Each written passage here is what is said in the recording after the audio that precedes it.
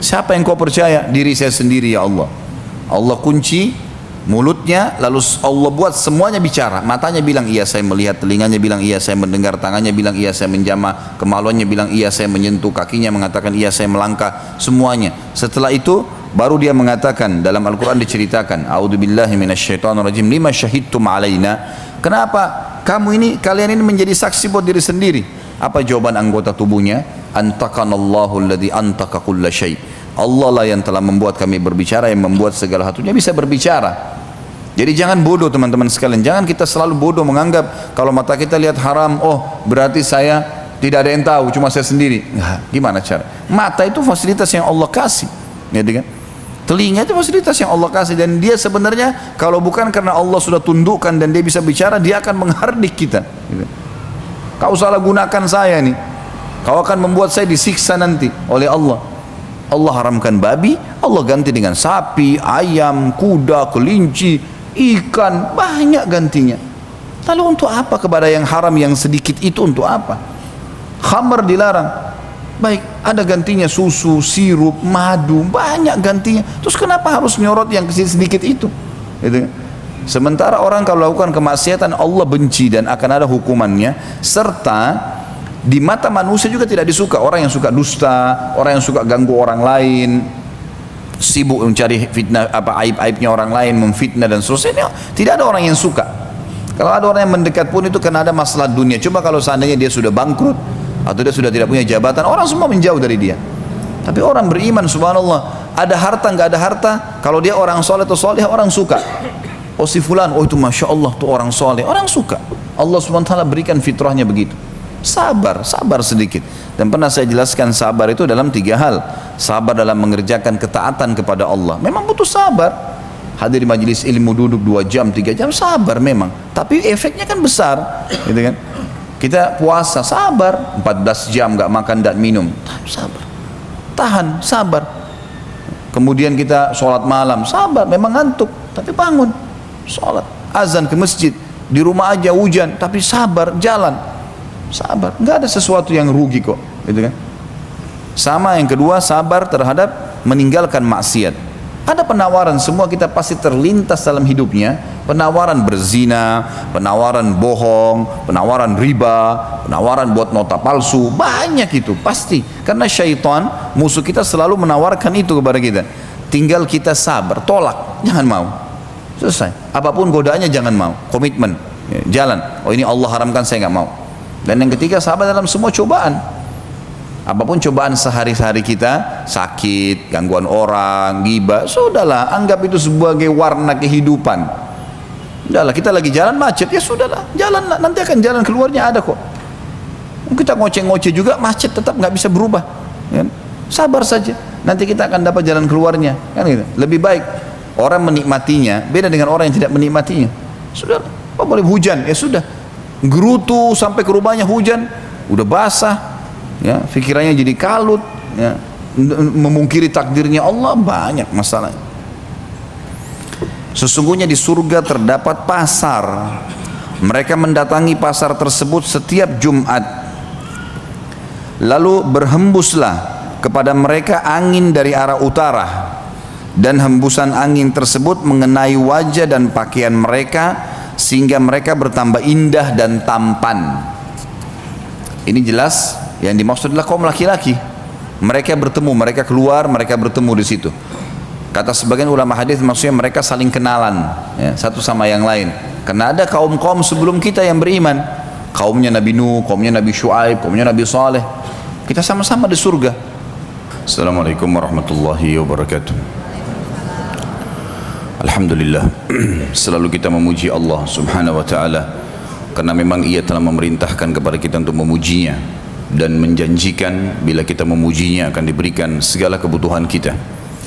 Dan juga kita panjatkan salawat dan taslim sebagaimana juga telah diperintahkan olehnya Sang Pencipta Allah, menjadikan sebagai ibadah kalau kita memberikan atau mengucapkan salawat dan taslim kepada Nabi besar Muhammad sallallahu alaihi wasallam. Melanjutkan bahasan masalah surga, dan kita masuk ke pasal 22 tentang masalah pasar ahli surga. Dan kita tahu Bapak Ibu sekalian, bahwasanya salah satu hiburan manusia di dunia adalah pasar. Karena mereka pada saat ke pasar melihat sesuatu yang menyenangkan hati mereka, membeli kebutuhan-kebutuhan, bertemu dengan orang-orang mungkin yang dia ingin temui, atau bahkan mendapatkan pengalaman-pengalaman baru, suasana baru, dan seterusnya. Banyak fasilitas-fasilitas yang di dunia yang sebenarnya Allah subhanahu wa ta'ala juga memberikannya di akhirat. Sebagaimana kita tahu di surga ada makanan, ada pakaian, ada tempat tinggal. Hanya saja kondisinya berbeda, situasinya berbeda. Seperti misal kasus pakaian yang pernah kita jelaskan dulu, berbeda sekali. Pakaian ahli surga itu akan diletakkan oleh Allah yang maha tinggi dan maha pemurah di sebuah pohon, yang pohon itu memiliki buah yang sebesar bentuk seperti delima tapi sangat besar. Kalau ahli surga ingin menggunakan baju atau mengganti baju mereka, maka secara otomatis pohon itu akan mendekat, terbuka, kemudian di dalamnya ada 70 gaun dengan 70 warna, dengan 70 model, yang dia tinggal ingin dalam hatinya jenis tertentu atau warna tertentu, maka tiba-tiba terkenakan di badannya tanpa lagi harus dia buka, dia pasang, nggak ada lagi seperti itu. Jadi ada pakaian sebagaimana kata dunia, tapi berbeda sisi kualitas, ya, terus metode caranya, situasinya berbeda semuanya. Dan pada saat pohon itu tertutup, ya semacam tanda kutip lemarinya ahli surga itu tertutup karena dia sudah memilih gaunnya, kemudian dia ingin mengganti pada waktu yang seketika setelahnya, mendekat lagi tempat tersebut, pada saat dibuka berubah lagi 70 gaun tapi beda warna, beda model, semuanya berbeda. Jadi setiap saat, dan itu khalidina fiha, kekal di dalamnya, nggak ada lagi batas waktu. Bahkan dalam hadis dikatakan Nabi SAW bersabda, pakaian mereka tidak akan usang. Jadi walaupun baju itu kita pakai terus berhari-hari, bertahun-tahun pun, kalau hitungan dunia kita bahasakan tahun, di akhirat tentu tidak ada lagi hitungan waktu seperti ini, dimensi waktunya berbeda gitu. Maka secara otomatis, ya, tidak akan usang, apalagi kalau diganti. Dan setiap saat makanan ahli surga sudah kita jelaskan panjang lebar. Buah, ada nama-nama seperti buah delima, buah kurma, buah anggur, di dunia ada, tapi ini cuma sama dari sisi nama, bentuk, rasa berbeda semuanya. Kurmahnya besarnya seperti tempayan, sebesar apapun. Mungkin sekarang kalau kita lihat kurma paling besar mungkin ambar, itu seperti jari telunjuk seseorang di antara kita gitu kan, ya mungkin digabungin 2 jari telunjuk itu maksimal. Nggak ada kurma yang lebih besar daripada itu. Tapi di akhirat satu buah kurma seperti tempayan, yang dia makan bukan karena lapar, tapi dia sedang menikmatinya. Dia akan berhenti kalau dia ingin pindah ke kegiatan lain atau ke makanan lain. Nggak ada kenyang, nggak ada lapar. Sudah kita jelaskan masalah itu. Buah-buah anggur yang sangat besar dan tidak pernah habis. Buah di surga kalau dipetik keluar lagi, dipetik keluar lagi, nggak pernah habis. Nggak butuh tunggu waktu untuk itu. Nggak butuh tunggu waktu untuk supaya bisa tumbuh lagi. Bahkan ada hadis yang disebutkan oleh Nabi SAW, nanti ada orang di surga meminta kepada Allah agar bercocok tanam. Dia mau cocok tanam. Kata Nabi SAW, Allah berfirman padanya, bukankah semua fasilitas sudah ada padamu? Semua pohon-pohon, semua jenis buah-buahan ada, bahkan di surga ada yang tidak mungkin ada di dunia.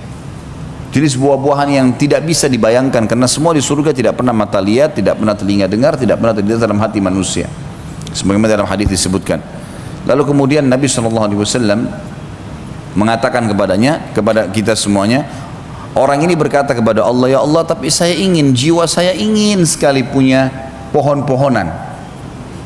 Maka Allah Subhanahu wa Ta'ala memberikan kepadanya sebuah biji, yang biji itu ditanam oleh dia di tanah surga, kemudian tiba-tiba tumbuh menjadi pohon yang besar, tiba-tiba berbuah pada waktu itu juga. Sampai Nabi SAW sempat tersenyum pada saat itu karena luar biasanya fasilitas di surga.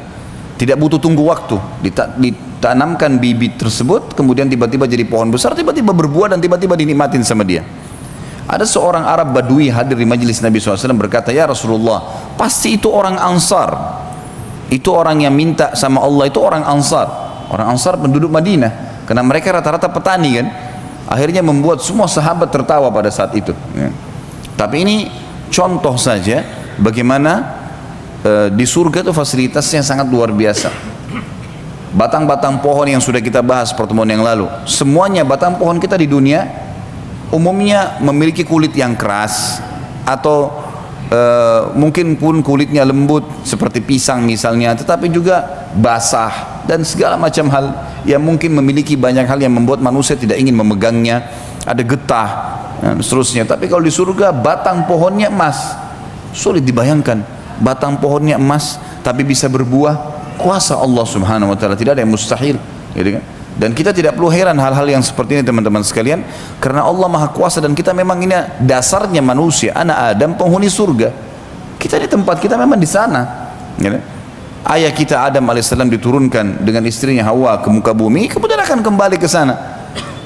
Cuma sedikit cobaan di sini sekarang, ini loh perintahku kata Allah, untuk kembali ke tempat kalian, bahkan bisa meninggikan derajat-derajat kalian, lakukanlah ini, itu dan seterusnya. Ya, ketaatan-ketaatan dan tinggalkan kemaksiatan.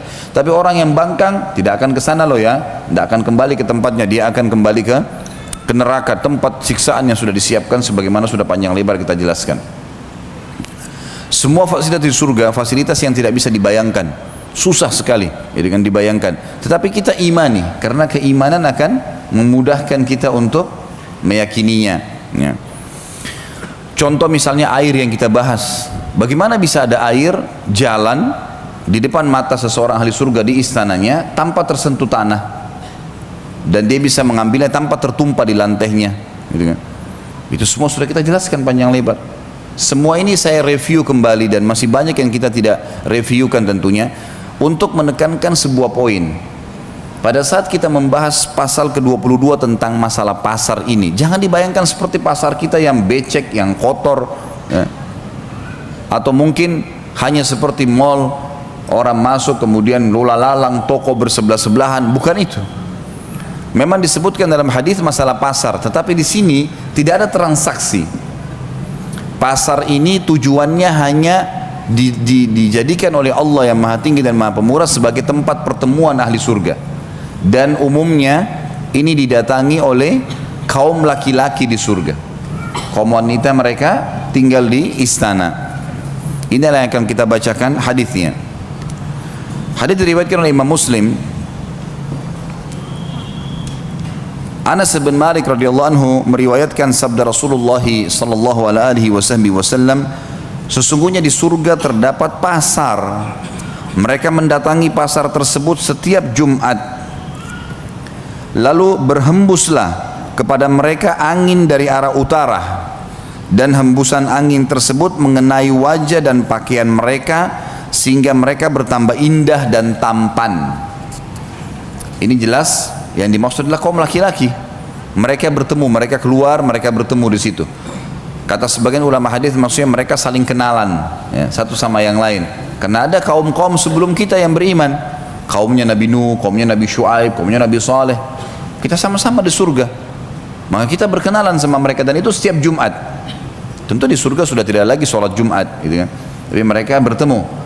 Satu-satunya ibadah yang tertinggal yang kita lakukan di dunia dan akan ada di surga adalah zikrullah, karena kita selalu berzikir, bersyukur kepada Allah SWT pada saat itu. Kemudian mereka pulang menemui istri-istri mereka dalam keadaan semakin tampan dan mempesona. Berarti jelas ini kaum laki-laki ya, karena para istri mereka menunggu di rumah atau di istananya. Melihat itu, istri-istri mereka berkata, demi Allah, engkau semakin bertambah indah dan mempesona setelah meninggalkan kami. Tadi baru keluar menuju ke pasar, kemudian sekarang balik, tambah tampan, berubah, ya. Ini bukan karena pergi salon suaminya, ya, kemudian baru cukur baru, ya. Enggak. Kadang-kadang orang kalau pergi salon cukur balik masih ada saja harus mandi, gerak. Enggak ada, ini tiba-tiba sudah sangat sempurna, gitu.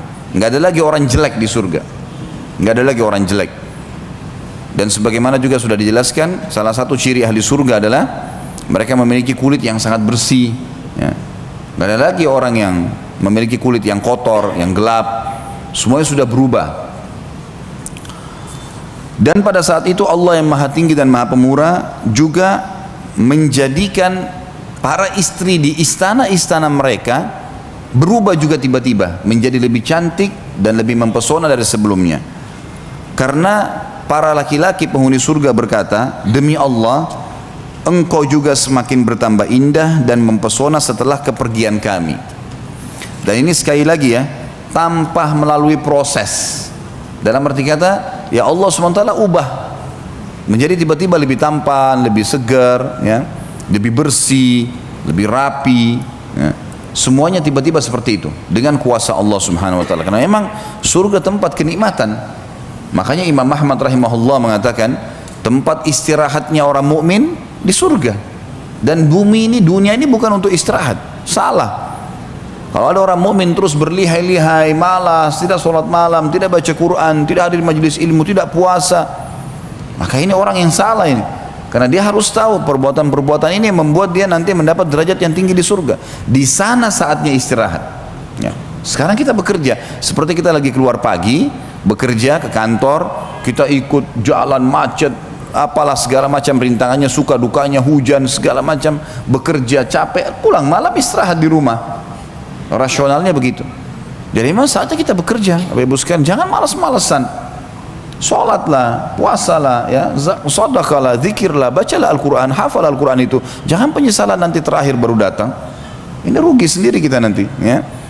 Karena penyesalan nanti terakhir, teman-teman sekalian. Walaupun orang masuk ke dalam surga disepakati oleh para ulama, tidak ada orang di surga menyesal.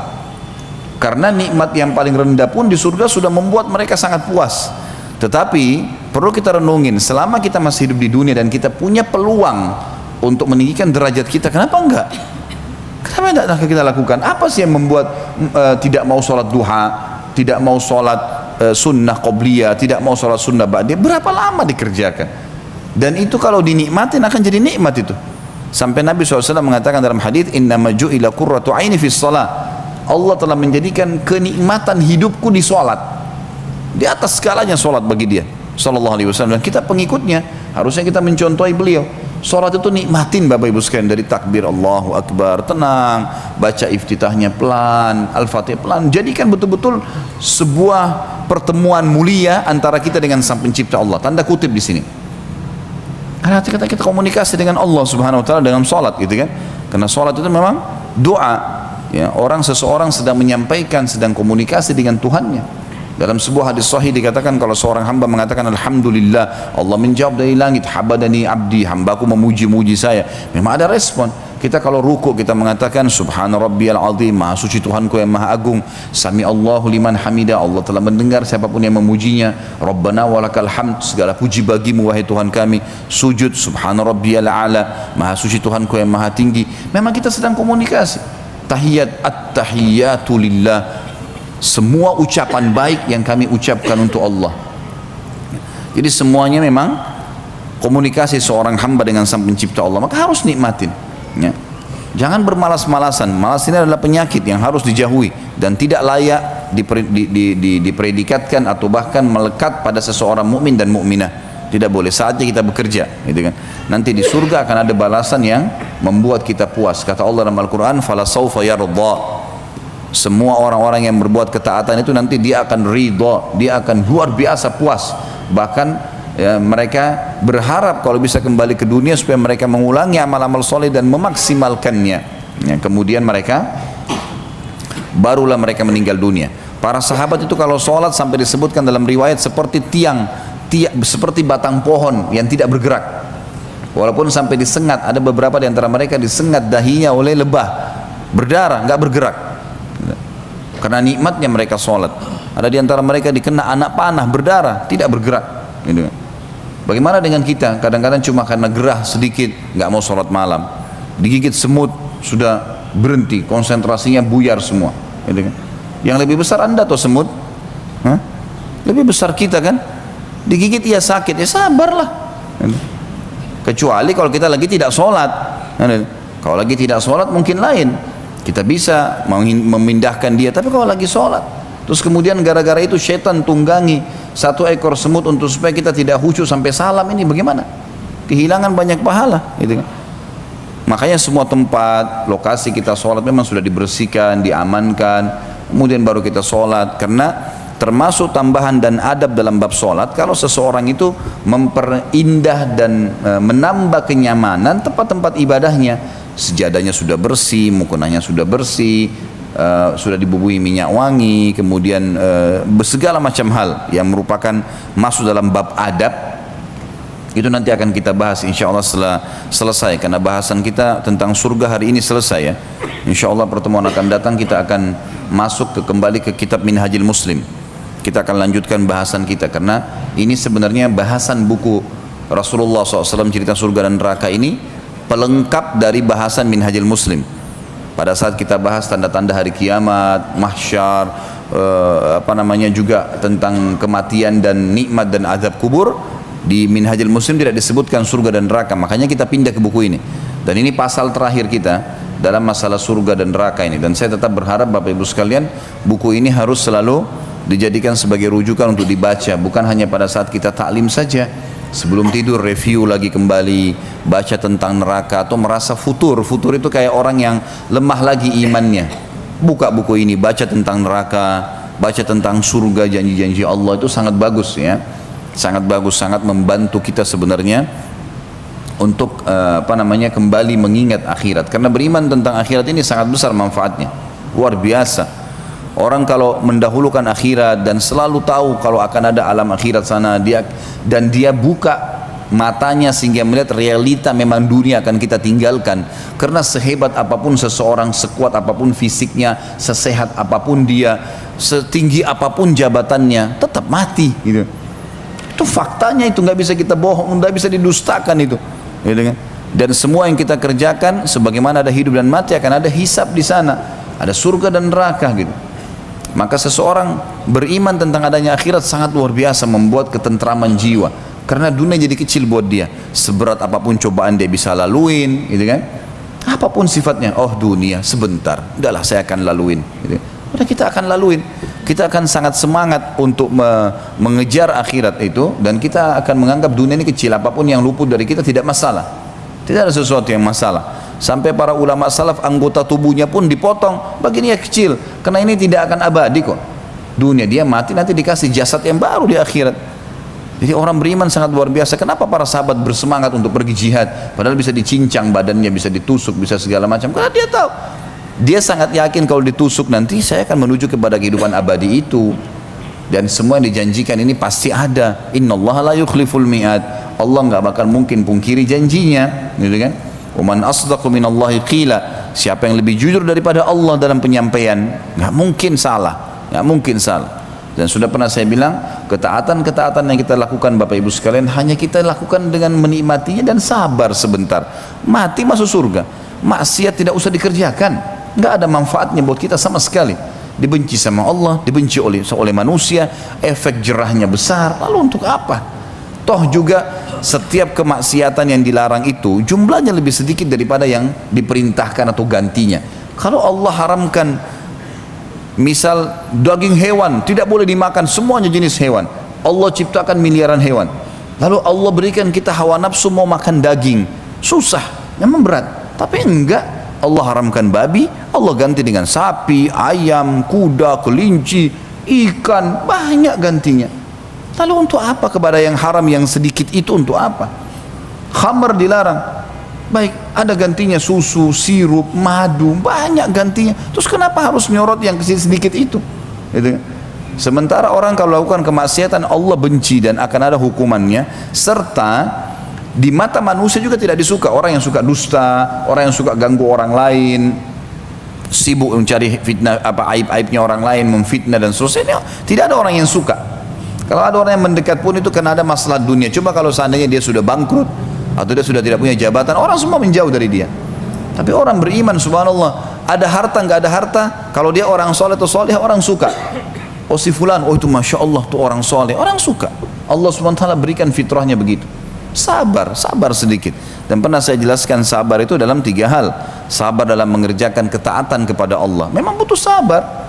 hadir majelis ilmu, duduk 2 jam 3 jam, sabar memang, tapi efeknya kan besar, gitu kan. Kita puasa, sabar 14 jam nggak makan dan minum, sabar, tahan, sabar. Kemudian kita sholat malam, sabar, memang ngantuk tapi bangun, sholat, azan ke masjid, di rumah aja hujan tapi sabar, jalan, sabar, nggak ada sesuatu yang rugi kok, gitu kan. Sama yang kedua, sabar terhadap meninggalkan maksiat. Ada penawaran, semua kita pasti terlintas dalam hidupnya, penawaran berzina, penawaran bohong, penawaran riba, penawaran buat nota palsu, banyak itu pasti. Karena syaitan, musuh kita selalu menawarkan itu kepada kita. Tinggal kita sabar, tolak, jangan mau. Selesai. Apapun godaannya jangan mau, komitmen, jalan. Oh ini Allah haramkan, saya nggak mau. Dan yang ketiga, sabar dalam semua cobaan. Apapun cobaan sehari-hari kita, sakit, gangguan orang, ghibah, sudahlah, anggap itu sebagai warna kehidupan. Sudahlah, kita lagi jalan macet, ya sudahlah, jalanlah, nanti akan jalan keluarnya ada kok. Kita ngoceh-ngoceh juga, macet tetap nggak bisa berubah, kan? Sabar saja, nanti kita akan dapat jalan keluarnya, kan gitu. Lebih baik orang menikmatinya, beda dengan orang yang tidak menikmatinya. Sudah, apa boleh hujan, ya sudah, gerutu sampai ke rumahnya hujan, udah basah. Ya, pikirannya jadi kalut, ya, memungkiri takdirnya Allah, banyak masalah. Yang ke-23, pasal ke-23, ahli surga melihat Allah yang maha suci dan maha pemurah. Surah nomor 75 ya, ayat 22 sampai ayat 23. Tapi seperti biasa saya akan bacakan dari awal surah, karena ini hampir kita bahasa, sebenarnya bisa saya bahasakan mereview apa yang sudah kita pelajari. A'udzu billahi minasyaitonir rajim. Bismillahirrahmanirrahim. La uqsimu biyaumil qiyamah. Kata Allah, aku bersumpah demi hari kiamat. Maksudnya itu pasti terjadi, maknanya. Demi zatku, kata Allah, kiamat pasti terjadi. Wala uqsimu bin nafsil lawwamah. Dan aku juga bersumpah dengan jiwa yang amat menyesali dirinya sendiri. Pasti hari kiamat akan datang jiwa-jiwa orang yang menyesal. Kenapa dulu saya zina ya? Kenapa dulu saya bohong ya? Kenapa dulu saya mukul orang ya? Nyesal. Ayahsabul insanu allan najma'a idhamah. Apakah manusia itu mengira bahwasanya kami tidak akan mengumpulkan kembali tulang belulangnya setelah dia mati, dimakan oleh tanah, oleh rayap jasadnya, dia tidak akan kami bangkitkan, kami tidak satukan lagi. Bala qadirina ala an nusawwiya bananah. Pastikan sebenarnya kami sangat berkuasa menyusun kembali jari jemarinya dengan sempurna. Seketika pada hari kiamat nanti Allah akan bangkitkan, sebagaimana sudah pernah kita jelaskan hadisnya itu. Allah akan turunkan hujan, kata Nabi SAW, yang akan menimpa tulang ekor kalian dan kalian akan tumbuh seperti tumbuhnya pohon dengan sangat cepat, tiba-tiba jadi besar, utuh semuanya. Bal yuridul insanu liyafjura amamah. Bahkan manusia itu hendak berbuat maksiat terus menerus, padahal dia sudah diingatkan ayat demi ayat, hadis demi hadis. Para mubalik, para dai, para ulama terus mengingatkan, sadarlah, janganlah, tinggalkanlah, kerjakanlah, terus diingatkan, tapi tetap tidak mau. Yas'alu ayyana yaumul qiyamah. Ia berkata, bilakah hari kiamat itu terjadi? Benar enggak itu terjadi kiamat? Karena ujung-ujungnya begitu sebenarnya. Kenapa enggak sholat? Kenapa enggak puasa? Kenapa enggak tutup aurat? Kenapa enggak gini? Kenapa enggak gitu? Sudahlah, nanti aja. Sama saja bahasa dia sebenarnya menurut Allah Subhanahu wa taala pencipta kita adalah dia sama saja mengatakan kiamat itu benar enggak sih terjadi?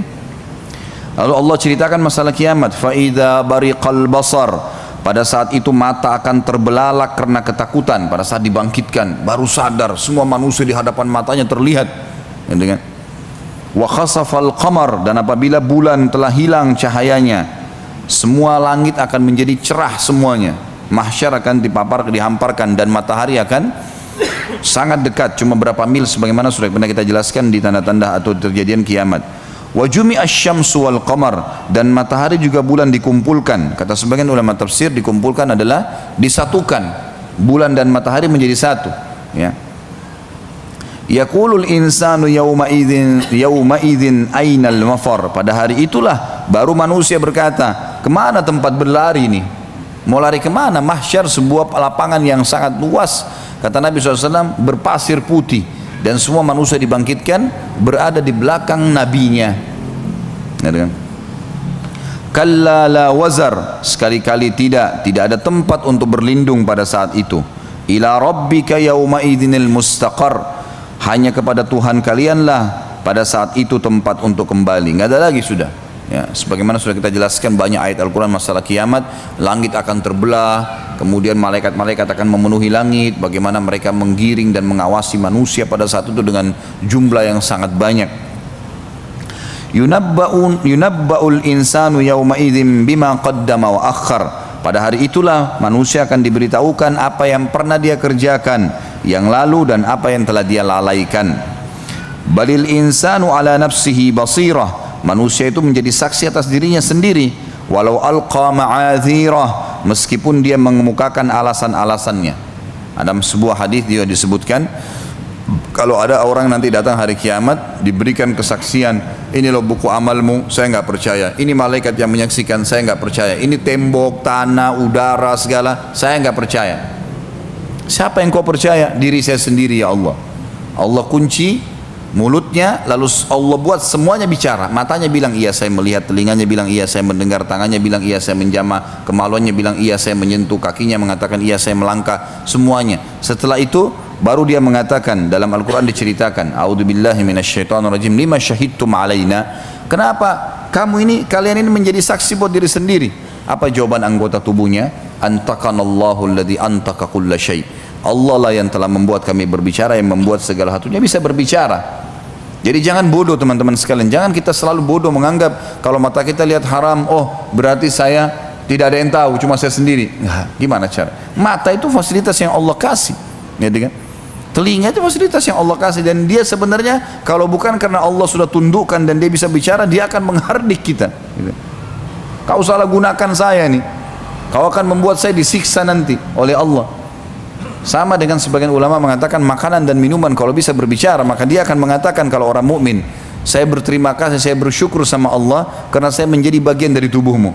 Dan kalau dia orang kafir atau fasik, karena sudah terlanjur Allah tundukkan makanan dan minuman itu buat kita, akan berkata kalau bukan karena takdirnya Allah, saya nggak sudi menjadi bagian tubuhmu. Jangan konyol teman-teman sekalian. Semua anggota tubuh ini tidak ada andil kita sedikit pun di sepotong kulit kita. Di satu lembar bulu alis kita, apa andil kita di situ? Ada sesuatu di gigi kita, kita cuma tahu pakai sebagai fasilitas. Bagaimana kita tidak sadari kalau ini ada pemiliknya? Hah? Apa andilnya Bapak Ibu sekalian di bulu mata kita satu lembar, di satu lembar rambut kita? Gak ada sama sekali. Kita sama sekali gak ada. Semua orang cuma pakai fasilitas, seperti mobil sudah siap tinggal starter jalan gitu. Bagaimana kita nggak menyadari kalau itu ada pemiliknya? Allah subhanahu wa ta'ala akan memang diminta pertanggungjawaban. Gunakan pada yang diinginkan oleh sang pencipta Allah, maka akan aman. Lanjutannya, la tuharrik bihi lisanaka lita'jala bih. Janganlah kamu menggerakkan lidahmu untuk membaca Al-Quran karena hendak cepat-cepat menguasainya. Jadi kalau kamu baca Al-Quran, pelajari dalam majelis ilmu, jangan buru-buru selesai. Renungin supaya jadi panduan hidup, difahami. Itu kata Allah. Inna alaina jam'ahu wa qur'ana. Sesungguhnya tanggung jawab kamilah mengumpulkannya di dalam dadamu hai Muhammad, dan juga orang-orang yang berusaha untuk menghafalnya. Sekarang Bapak Ibu kalau saya sampaikan, saya cuma bicara. Siapa saja di antara Anda kan bisa lakukan hal yang sama. Datang bicara, selesai baca bukunya, sampaikan itu. Tapi yang membuat masuk ke dalam hati setiap orang di antara kita, termasuk saya sendiri sebagai yang menyampaikan ini, adalah Allah subhanahu wa ta'ala. Kami yang menanamkan itu dalam hati-hati kalian dan membuat kalian pandai membacanya. Apa yang kita lakukan sebenarnya? Dari mana Bapak Ibu bisa tahu rangkaian kalimat ini? Pasal 23, ahli surga melihat Allah. Hah? Kita bisa melihat dari mana? Kita bisa membaca dari mana? Kita bisa menyusun kalimat ini sehingga terbentuk kalimat bagaimana? Gitu kan? Sampai banyak dalam ayat Al-Quran diceritakan waqtilafi alsinatikum wa alwanikum, di perbedaan kalimat-kalimat kalian, bahasa-bahasa kalian, dan warna kulit kalian, postur tubuh kalian, ada tanda-tanda kebesaran kami. Faidza qara'nahu fattabi' qur'ana. Apabila kami telah selesai membacakannya, maka ikutilah bacaan tersebut. Maksudnya kata ulama tafsir, kalau ada yang sedang membacakan Al-Quran di hadapan kita, seperti kita membahas sekarang dalam majelis ilmu, atau ada orang sedang membaca dengan terjemahannya, maka dengarkan baik-baik, ambil ilmu di situ. Thumma inna alaina bayana, kemudian nanti kami menjadi tanggung jawab kami penjelasannya. Kami akan jelaskan itu. Kamu nggak usah khawatir, tinggal belajar, akan sampai nanti pemahamannya ke dalam hatimu. Mudah. Kalla bal tuhibbunal ajila, tapi sayangnya kalian selalu lebih mencintai dunia, wa tadharunal akhirah, dan kalian meninggalkan kehidupan akhirat yang abadi dan kekal. Wujuhun yawma idzin nadhirah, wajah-wajah orang mukmin pada hari itu berseri-seri gembira karena hanya patuh saja, hanya beribadah dengan kenikmatannya. Orang beriman juga pakai mobil, alhamdulillah. Orang beriman juga punya rumah. Orang beriman juga makan dan minum. Orang beriman juga istirahat. Kalau orang beriman itu susah semuanya, itu mungkin lain. Enak kok, nikmat. Ila rabbiha nadhirah, kepada Tuhannya lah mereka akan melihat nanti. Dan ini saksi bahasan kita sebenarnya, ayat 23 22 sampai 23 dalam buku kita ini. Artinya salah satu fasilitas di surga nanti adalah kita melihat wajahnya Allah yang mulia. Wujuhun yawma idzin basirah, dan wajah-wajah orang kafir, orang fasik pada hari itu muram, gelap, ketakutan. Tadhunnu an yuf'ala biha faqirah, mereka yakin bahwasanya mereka akan ditimpahkan malapetaka yang amat dahsyat, karena mereka sudah saksikan. Orang teriak, orang dilemparkan ke api neraka, gemuruh api neraka yang sangat besar. Sebagaimana sudah kita jelaskan semua di bab masalah neraka, masalah itu. Kalla idza balakatit taraqi, sekali-kali jangan apabila nafas seseorang, jangan tunggu maksudnya. Sekali-kali jangan kalian tunggu pada saat nafas seseorang telah mendesak sampai ke kerongkongan. Kalau sudah mati, malaikat maut sudah datang lagi proses penarikan, baru mau nyesal. Saya sudah bilang fakta depan mata pasti mati. Dan orang teman-teman sekalian tidak tunggu ruangan ICU baru mati. Nah, coba di sini yang sudah tahu rumah sakit, atau mungkin ada teman-teman kita dokter, berapa ruangan ICU di rumah sakit? 2, 3? Ada rumah sakit punya 10 ruangan ICU? Kenapa jumlahnya sedikit? Berarti orang yang masuk ICU sedikit. Lebih banyak orang yang di luar rumah sakit kan? Jadi jangan mengkhayal nanti saya masuk ICU baru mati. Enggak. Lebih banyak orang mati yang tidak masuk ICU. Banyak. Orang yang lagi cangkul sawahnya, orang yang lagi jalan, ada orang keluar naik bus, satu bus jatuh di jurang, mati seketika, sehat semua. Enggak ada hubungan sama ICU itu. Jadi nanti berpikir, oh kalau ada kerabatnya masuk rumah sakit lagi jenguk orang sakit, oh nanti kalau saya seperti ini baru saya mati. Enggak. Bisa saja kita lebih dulu mati daripada orang yang di ICU itu. Jangan terlalu banyak mengkhayal nih. Coba menutup mata kita dan hati kita dari realita lapangan. Ini nggak bisa ini. Jangan bohongi diri sendiri. Itu upaya syaitan mengelabui kita. Fakta ada Bapak Ibu sekalian. Hati-hati. Kata Allah SWT, kalla idza balagatit taraqiyah. Jangan sampai tunggu kalau kerongkongan sudah terdesak dengan nafas, ditarik ruhnya. Wakila marraq, dan dikatakan kepadanya, siapa yang dapat menyembuhkanmu? Ada yang bisa tolong kau sekarang? Malaikat akan bilang sama dia. Wa dhanna annahu al-firaq, dan dia yakin pada saat itu dia akan berpisah dengan dunia. Dia sudah tahu dia akan mati. Wal taffatis saqu bis-saq, dan akan bertaut betis kiri dan betis kanan.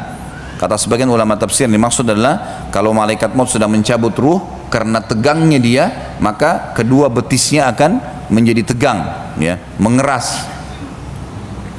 Ila rabbika yauma idinil masaq, dan kepada Tuhanmu lah pada hari itu kamu akan dihalau. Maksudnya di hari kiamat dibangkitkan, akan dihadapkan di hadapan Allah Subhanahu wa taala. Fala saddaqa wala shalla, dan ia tidak mau membenarkan Rasul dan Al-Qur'an, dan tidak mau juga mengerjakan salat. Walakin kadzdzaba wa tawalla, tapi selalu mendustakan Rasul dan berpaling dari kebenaran. Thumma dhahaba ila ahlihi yatamatta, kemudian ia pergi kepada keluarganya dengan berlagak dan sombong. Kalau diingatkan, kenapa nggak sholat, kenapa nggak gini, ya nggak usah, tuh gampang, sombong, ya. Aula laka fa'aula, kecelakaan bagimu hai orang-orang kafir dan orang fasik, dan kecelakaan bagimu nanti. Thumma aula laka fa'aula, kemudian kecelakaan akan menimpahmu, dan kecelakaan pasti menimpahmu. Sampai 4 kali Allah ulangi. Kata sebagian ulama tafsir, bisa saja di ayat yang sebelumnya, di ayat yang 34 itu untuk dunia, kecelakaan akan datang di dunia untukmu, dan juga kecelakaan akan datang untukmu di akhirat nanti. Ayahsabul insanu an yutraka sudah, apakah manusia mengira bahwasanya mereka akan dibiarkan begitu saja tanpa pertanggungjawaban? Alam yakun nutfatan mim mani yumna, bukankah dia dulu tadinya setetes mani yang hanya ditumpahkan ke dalam rahim? Kalau Bapak yang sudah tahu masalah spermanya yang segumpal, itu isinya ada miliaran sperma kecil. Sperma kecil itulah ya, yang lebih kecil dari debu yang kita jadi darinya. Dari mana asalnya? Dari situ saja. Apa yang mau disombongkan? Allah jelaskan masalah itu. Thumma kana 'alaqatan fa khalaqa fa sawwa. Kemudian mani itu menjadi segumpal darah, lalu Allah menciptakan dan menyempurnakannya. Semua manusia siapapun kita, mau dia raja, mau dia tukang sampah, mau dia orang miskin, sama saja. Semua sama sumbernya. Allah yang membuat beragam macam warna kehidupan itu. Sperma yang kecil, di kepalanya sperma yang lebih halus dari debu, ada lagi inti daripada sperma itu sendiri. Di situ manusia lebih kecil lagi. Kemudian sel telur juga lebih halus dari debu, melengket di rahim. Lalu sperma itu seperti mengetahui ada sinyal. Para ilmuwan cuma mengatakan ini seperti ada perintah rahasia yang entah dari mana dan sangat cerdas, sehingga sperma bisa mengetahui di mana sel telur, kemudian berubah. Pada saat bertemu, ekornya sperma akan tercabut, karena kalau tidak dia akan merusak sel telur tersebut. Kemudian yang masuk cuma bagian kepala dan membuka sehingga inti sperma masuk, dan mulailah menjadi bergerak sel hidup. Kemudian mulai bergerak menjadi gumpalan darah, kata Allah. Thumma kana 'alaqa. 'Alaqa ini lebih tepatnya adalah benda yang melekat dan sangat kuat. Karena begitu sperma sudah menemui sel telur, dia akan melekat sangat kuat, gitu. Sangat kuat di dinding rahim. Faja'ala minhu az-zawjaini adh-dhakara wal untha, dan Allah menjadikan dari kejadian seperti itu pasangan laki-laki dan perempuan. Lahir anak perempuan, lahir anak laki-laki, lalu kemudian Allah nanti pertemukan mereka dengan rasa suka, menikah, punya keturunan lagi, begitu terus Allah jadikan ciptaannya. Apa yang kira-kira membuat kita masih memungkiri semua ini? Jelas ada penciptanya, gitu kan? Kira-kira setelah bahasan-bahasan seperti ini, apalagi yang membuat kita ragu, apalagi yang membuat kita tidak mau beriman? Padahal tinggal mudah, orang beriman itu dimanja loh sama Allah. Tinggal bangun tidur, kerjakan yang diperintahkan, dapat fasilitasnya, selesai, mudah sekali. Dan syaitan itu mudah untuk dilawan, dia gejolakan, tolak, selesai urusan. Kita kalau mau azan, mau ke masjid, lalu syaitan bisikin, nanti aja, di rumah aja. Enggak, saya nggak mau. Terus syaitannya bisa menjelma, mau cekik kita, jangan kau ke masjid. Nggak bisa buat apa-apa. Kamu berzina itu begini, itu cantik, itu gagah gini. Enggak, saya nggak mau. Semua jadi apa syaitannya? Mau ngapain? Narik-narik celana kita? Enggak. Nggak bisa buat apa-apa kok. Gampang kan? Tinggal tolak, selesai. Dan menolak maksiat ada pahalanya. Mengerjakan ketaatan ada pahala, meninggalkan dan menolak dosa ada pahalanya. Ibadah. Kata Allah Subhanahu wa taala di ayat terakhir, ayat 40, "Alaisa dzalika biqadirin ala an yuhyiyal mauta." Bukankah Allah yang sudah menceritakan dan memperkenalkan dirinya tadi semua, dia yang menciptakan ini, dia yang menciptakan itu, dia yang begini, dia yang begitu, semua disebutkan. Itu mampu ya untuk menghidupkan sesuatu yang mati. Jelas semuanya. Ya. Baik. Itu dari surah Al-Qiyamah, 40 ayat kita bacakan karena memang sangat berhubungan dengan bahasan kita sebenarnya, tapi saksi bahasan kalau orang-orang beriman di surga akan melihat Tuhannya, dan ini nikmat terbesar di surga. Kita dengarkan penyampaian baginda Nabi SAW dalam hadis Bukhari Muslim. Abu Hurairah radhiyallahu anhu menceritakan, sahabat pernah bertanya, "Wahai Rasulullah, apakah kita akan melihat Rabb kita pada hari kiamat? Atau apakah kami akan melihat Rabb kami pada hari kiamat?"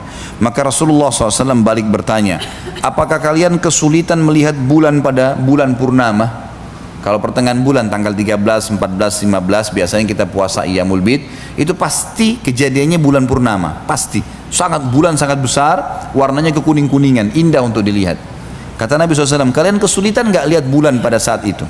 Maka para sahabat, "Tidak." Jelas sekali kok. Lalu beliau SAW, utusan Allah, menyampaikan kepada kita semua, "Apakah kalian kesulitan melihat matahari yang tidak diliputi awan?" Kalau ada matahari sekarang kayak terang sekali, nggak ada awan yang menutupinya. Apa kesulitan untuk melihatnya? Maka jawaban para sahabat tidak. Beliau menjawab, maka kalian akan melihatnya seperti itu juga. Kita akan jelas melihat Allah Subhanahu wa taala pada hari kiamat. Di dalam hadis yang lain riwayat Imam Muslim, Syuhaib radhiyallahu anhu menuturkan Rasulullah sallallahu alaihi wasallam bersabda, "Idza dakhala ahlul jannah yaqulu Allahu azza wa jalla, turiduna syai'an azidukum?" Fayaqulun, "Alam tubayyid wujuhana? Alam tudkhilnal jannata wa tunajjina minan nar?" Qala fayakshiful hijab. فما أؤتوا شيئا أحب إليهم من النظر إلى ربهم ثم تلا هذه الآية للذين أحسنوا الحسنى وزيادة. Jika ahli surga sudah masuk ke dalam surga, semoga insyaallah kita termasuk, maka Allah yang maha tinggi dan maha pemurah akan bertanya kepada ahli surga, apakah kalian menginginkan sesuatu sehingga aku menambahkannya untuk kalian? Ada makna hadis yang lain, ada hadis yang serupa yang mirip dengan riwayat ini berbunyi, pada saat ahli surga sudah semuanya masuk ke dalam surga termasuk penghuni surga terakhir dari neraka. Jadi akan ada orang-orang mukmin namanya usatul mukminin, orang mukmin yang bermaksiat tapi tidak sempat taubat, timbangan amalnya nanti hari kiamat dosanya lebih berat, maka dia masuk ke neraka dulu disiksa, gitu kan.